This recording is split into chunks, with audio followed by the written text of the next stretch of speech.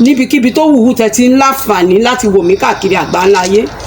Ohun tí mo mú wá ẹ kúkú mọ̀ pé àwọn àṣà àtijọ́ àwọn nǹkan àtijọ́ lèmi máa mú wá sójú ìwòran. Ohun tí mo wá mú wá láàárọ̀ ìgangangangan ó ní oríṣiríṣi àwọn orúkọ tá à ń jẹ́. A wá fẹ́ mú orúkọ wá láti ìdílé ọba, àwọn ọmọ tá a bí sí ìdílé ọba tí wọ́n jẹ́ Adé, òun la fẹ́ mú wá báyìí. Ẹ jẹ́ ká wo àpẹẹrẹ díẹ̀.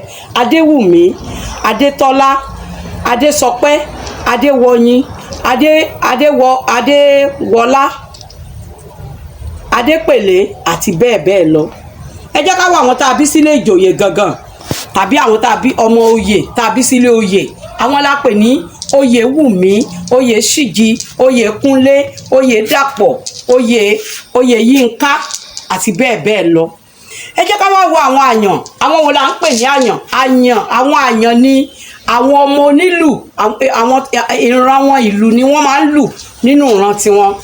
Àwọn yẹn la pè ní Àyángalú, Àyándélé, Àyánsọpẹ́, Àyánbùnmi, Àyánsọpẹ́ àti Àyánsọgbọ́n.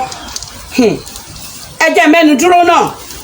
Nítorí ìdí èyí, gbogbo bí tẹ́ bá ti wá rí fídíò Culture by Ade and Ade, ẹ like, comment, share.